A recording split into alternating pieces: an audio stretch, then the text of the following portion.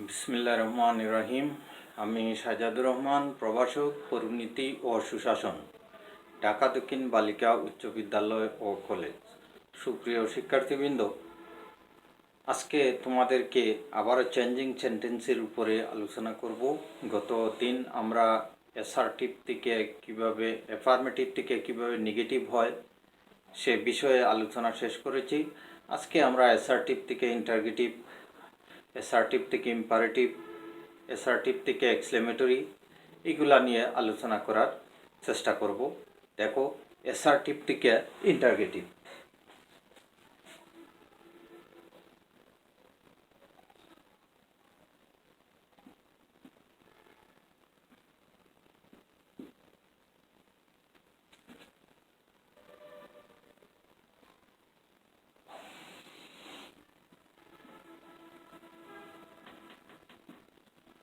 আমরা আজকে অ্যাসার্টিভ থেকে ইন্টারগেটিভ নিয়ে আলোচনা করব। একটু খেয়াল করো, দেখো, assertive sentence, I go to school. Assertive সেন্টেন্সে মূলত দুইটাই নিয়ম, অ্যাসার্টিভ থেকে ইন্টারগেটিভ করার দুইটাই নিয়ম। বাক্যটা যদি অ্যাফার্মেটিভ হয় তাহলে ইন্টারগেটিভ করার সময় ইন্টারগেটিভ প্লাস নেগেটিভ, বাক্যটা যদি নেগেটিভ হয় তাহলে ইন্টারগেটিভ প্লাস অ্যাফার্মেটিভ। তাহলে এখানে এই বাক্যটি আই গো টু স্কুল, এটা অ্যাসার্টিভ বাক্য, এটা অ্যাফার্মেটিভ। এখন এই অ্যাফার্মেটিভ বাক্যরে ইন্টারগেটিভ করতে হলে একসাথে ইন্টারগেটিভ প্লাস নেগেটিভ করতে হবে। যেহেতু বাক্যে অক্সিলারি ভার্ব নাই, present indefinite tense, present indefinite টেন্সে ইন্টারগেটিভ করতে হলে পার্সন অনুযায়ী ডু বা ডাজের সাহায্য নিতে হয়। যেহেতু আই ফার্স্ট পার্সন, এই কারণে আমরা ডু এর সাহায্য নিব। তাহলে এটারে ইন্টারগেটিভ করলে do I not go to school, আর নোট অফ ইন্টারগেশন চিহ্ন। এর পরের বাক্যটা আমরা একটু খেয়াল করি। যেমন কইল, he does not play football. এখন এটা যদি আমরা ইন্টারগেটিভ করি তাহলে বাক্যটা নেগেটিভ, তার মানে ইন্টারগেটিভ করতে হলে কি করতে হবে, ইন্টারগেটিভ প্লাস অ্যাফার্মেটিভ, অর্থাৎ নট বাদ যাবে। বাক্যে অক্সিলারি ভার্ব ডাজ আছে, তাইলে does he play football, does he play football, আর নোট অফ ইন্টারগেশন অর্থাৎ প্রশ্নবোধক চিহ্ন। মূলত ইন্টারগেটিভ করার একটি নিয়ম, বাক্যটা যদি অ্যাফার্মেটিভ হয় তাহলে ইন্টারগেটিভ প্লাস নেগেটিভ, বাক্যটা যদি নেগেটিভ হয় তাহলে ইন্টারগেটিভ প্লাস অ্যাফার্মেটিভ। যেমন আমরা আরেকটি বাক্য খেয়াল করি, দেখো,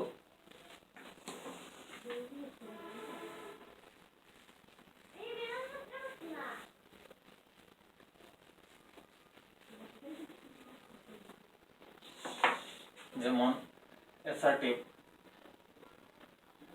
we have won the game, on the game. তাহলে এটা যদি আমরা ইন্টারগেটিভ করি তাহলে বাক্যে অক্সিলারি ভার্ব আছে হ্যাভ, বাক্যটা অ্যাফার্মেটিভ হয়ে যাবে ইন্টারগেটিভ প্লাস নেগেটিভ। তাহলে haven't we won the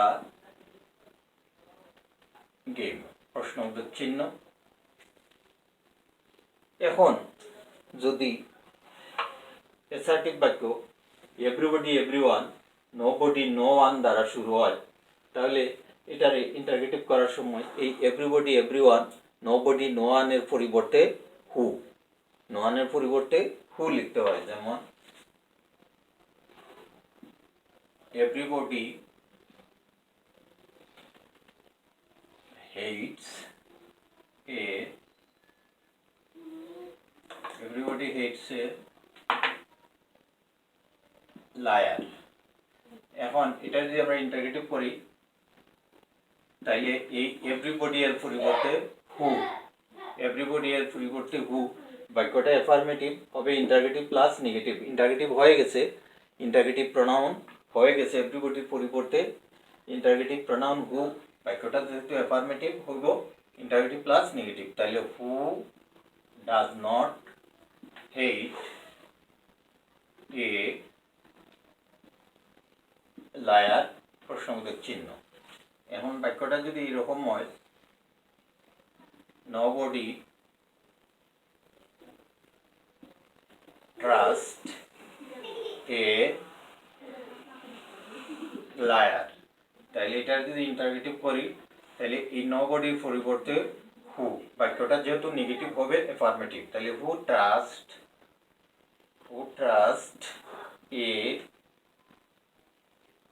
A liar, প্রশ্নবোধক চিহ্ন।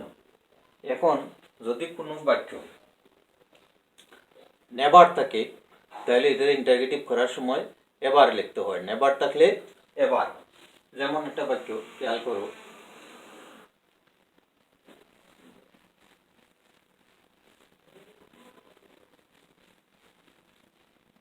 যেমন কইল I have never gone to Dhaka. এখন এটা যদি আমরা ইন্টারগেটিভ করি তাইলে অক্সিলারি ভার্ব হ্যাভ সামনে, সাবজেক্টের আগে হ্যাভ, আই যেহেতু নেগেটিভ খুবই অ্যাফার্মেটিভ, নেভারের পরিবর্তে ever, ever gone to Dhaka, note of interrogation চিহ্ন। এরপর আরেকটা বাক্য, যদি কোনো বাক্যে নাথিং থাকে তাহলে ইন্টারগেটিভ করার সময় এনিথিং লেখা লাগে, নাথিং থাকলে এনিথিং। যেমন I have nothing to do.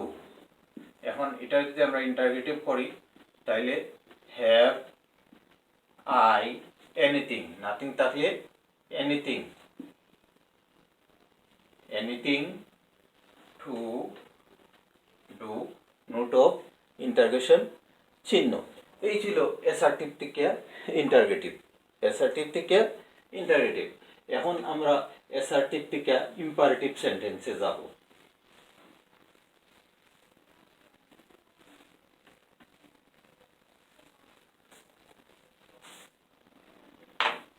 যেমন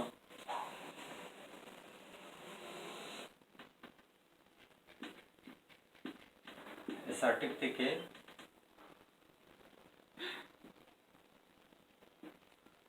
imperative. Assertive, you should go to school. এখন imperative sentence করার নিয়ম হলো অ্যাসার্টিভ সেন্টেন্সে যে সাবজেক্ট থাকে তা বাদ যায়, যদি অক্সিলারি ভার্ব থাকে তাহলে তাও বাদ যায়, মূল ভার্ব থেকে বাকি অংশ লিখতে হয়। যেমন করলে you should go to school, অর্থাৎ go to school, you subject বাদ, অক্সিলারি ভার্ব বাদ, শুধু go to school, go to school. যেমন আরেকটা বাক্য,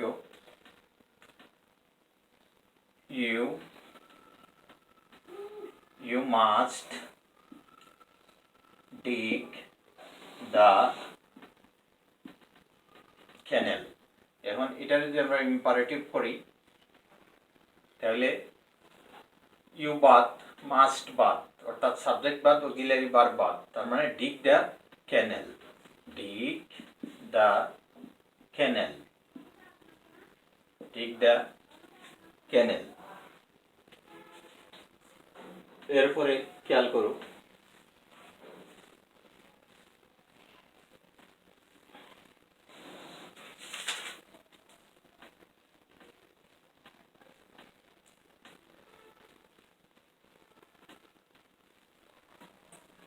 হইল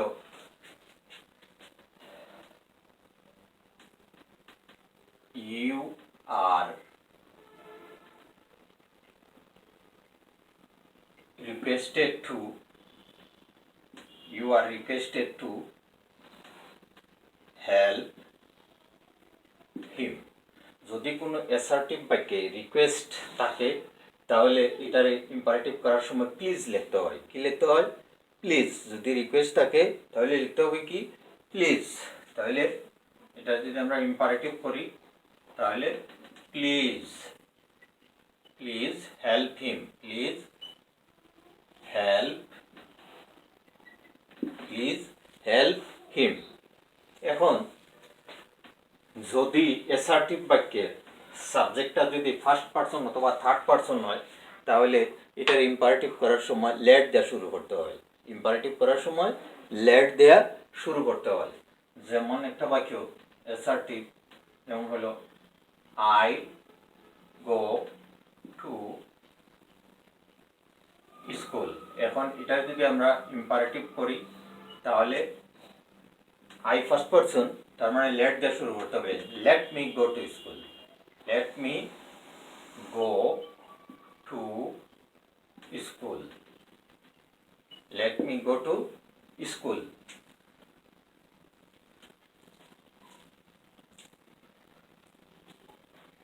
এরপরে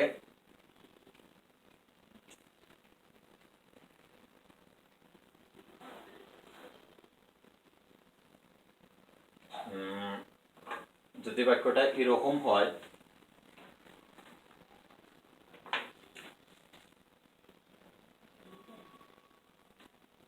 he may come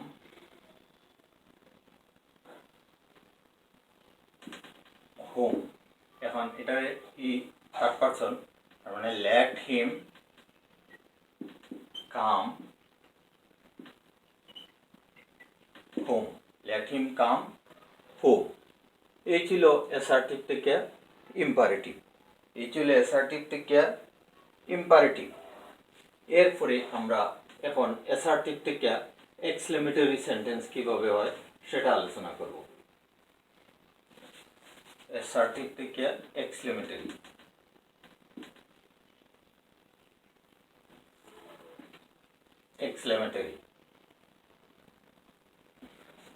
যেমন একটা বাক্য হলো ইট ইজ এ ভেরি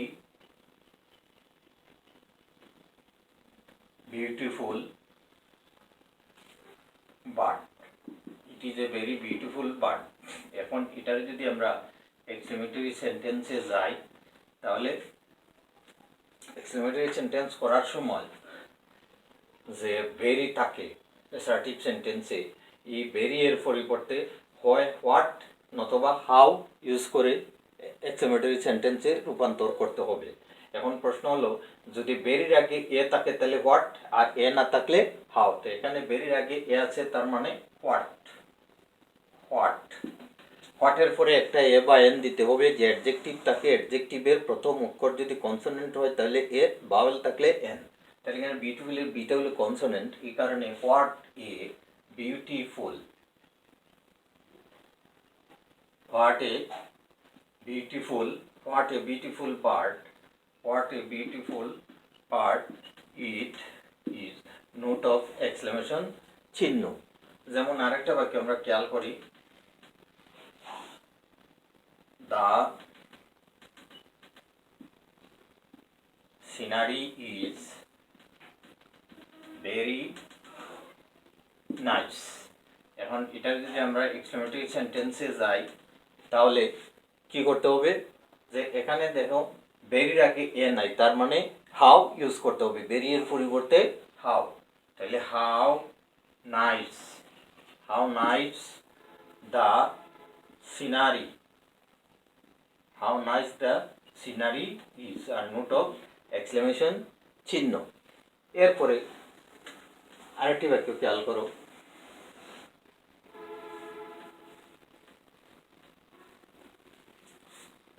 যেমন বলে আই উইশ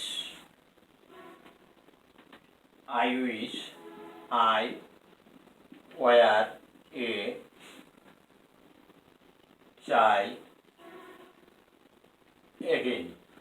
এখন এটার এই অ্যাসার্টিভ সেন্টেন্সে এক্সক্লেমেটরি করতে হলে এই আই ইউজের পরিবর্তে ইফ, আই ইউজের পরিবর্তে ইফ, ইফ এরপরে যা আছে তা হুবহু বসবে। I were a child again, I were a child again, note of exclamation চিহ্ন। এরপরে যদি এরকম হয় I wish I had the wings of a bird, তাহলে এটার এক্সক্লেমেটিভ করার সময় যদি আইউজের পরে সাবজেক্টের পরে হেড থাকে তাহলে এখানে ইফ ইউজ না করে হেড ইউজ করতে হবে, ইফ ইউজ না করে হেড ইউজ করতে হবে। তাহলে head I the wings of a bird, note of exclamation চিহ্ন। এরপরে আরেকটা বাক্য খেয়াল করো, যদি এরকম হয়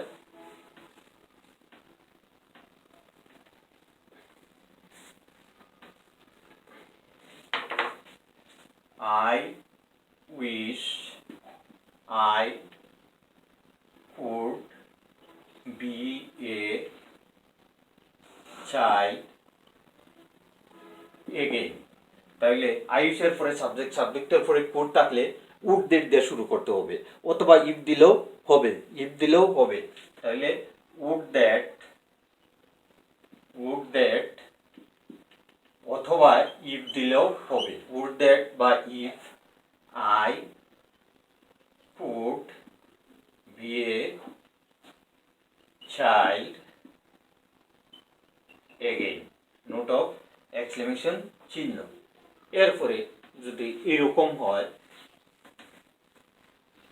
যেমন কইল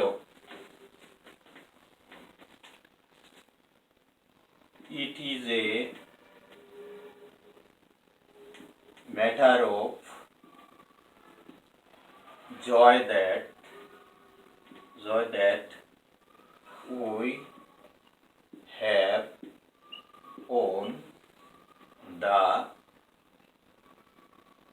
on the game। এখন এটা যদি আমরা এক্সক্লেমেটরি করি তাহলে it is a matter of joy, এই কথাটা লিখে লেখা লাগবে হুররে, হুররে,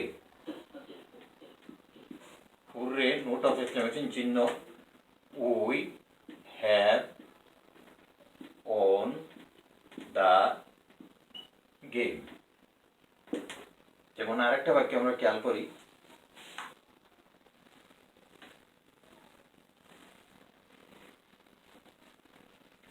যদি এরকম থাকে ইট is a matter of sorrow that